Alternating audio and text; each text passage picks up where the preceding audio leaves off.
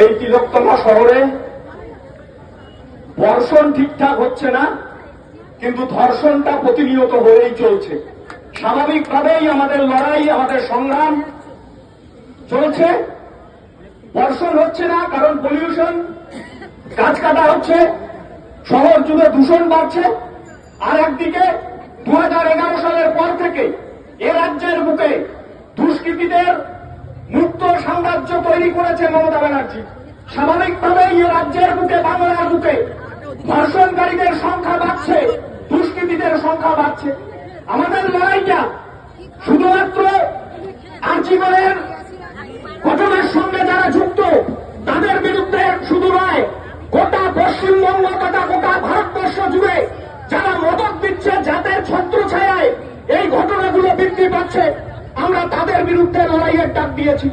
এই সমাজের ব্যাধি, এই ব্যাধিকে যদি ঠিক করতে হয় তাহলে সকলকেই এগিয়ে আসতে হবে। আজকে আমরা এখানে অবস্থান করছি। এই অবস্থান চলাকালীন এখানে 7 তলা বিল্ডিং এর দেওয়াল লুপাটের জন্য ভাঙচুর করা হচ্ছে পুলিশ প্রশাসনের তরফ থেকে। 7 তলায় যে ঘটনা ঘটছে, 1 তলার মালটা 7 তলায় গেল কি করে তার হিসেব দিতে পারছে না।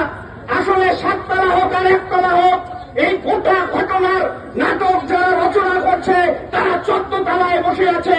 পুলিশ প্রশাসন দিয়ে 7 তলা বিল্ডিং এর প্রমাণ লোপাট করার জন্য ভাঙচুর করতে পারো, জনগণ যদি গজরে ওঠে তাহলে 14 তলার বিল্ডিংটা থাকবে না, 14 তলার বিল্ডিংটা জনগণ ভেঙে দেবে।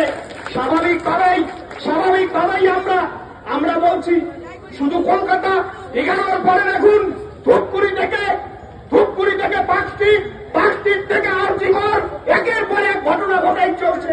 আজকের দিনে দাঁড়িয়ে আপনারা এখানে সহমত হয়েছেন, লড়াইয়ের মেজাজ নিয়ে এসেছেন। এসএফআই 11 সালের পর থেকে বলবার চেষ্টা করছে যে ক্যাম্পাসগুলোতে বহিরাগতদের আক্রয় তৈরি হচ্ছে, গুন্ডারাজ তৈরি হচ্ছে, পানশালা তৈরি করেছে তৃণমূলের নেতা নেত্রীর ছেলেমেয়েরা। স্বাভাবিকভাবেই তারই প্রতিফলন আর্জিকর। আমরা চাই এর ব্যবস্থা নিতে হবে। শুধু এখানে যিনি আর্জিকরের প্রধান আছেন, আর্জিকরের প্রিন্সিপাল আছেন, তাকে জিজ্ঞাসাবাদ করা হচ্ছে না। কারণ হলো রাজ্যের প্রধান নবান্ন থেকে যতক্ষণ পর্যন্ত নির্দেশ দিচ্ছেন না, ততক্ষণ পর্যন্ত আর্জিকরের প্রধানকে জিজ্ঞাসাবাদ করার সাহস দেখাতে পারছে না পুলিশ প্রশাসন। স্বাভাবিকভাবেই আমাদের লড়াই, আমাদের সংগ্রাম এই গোটা সিস্টেমের বিরুদ্ধে লড়াই করতে হবে। আজকের দিনে দাঁড়িয়ে গোটা পশ্চিমবঙ্গে যখন এই ঘটনায় মানুষ দিকে দিকে রাস্তায় নামছে, তখন বিজেপি, আরএসএস, এবিভিপি রাস্তায় নেমে মায়ার কান্না কান্দার চেষ্টা করছে। আমরা বলছি আর্জিকরের ঘটনার প্রতিবাদ করছেন, ভালো কথা, কিন্তু মণিপুরের সময় আপনি কোথায় ছিলেন বন্ধু?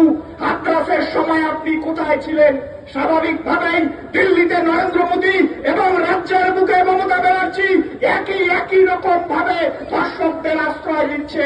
স্বাভাবিকভাবেই আমরা এই লড়াই লড়তে এসএফআই, ডিওয়াইএফআই, এডোয়া সহ গোটা পশ্চিম বাংলার আম জনতাকে আমরা ডাক দিয়েছি।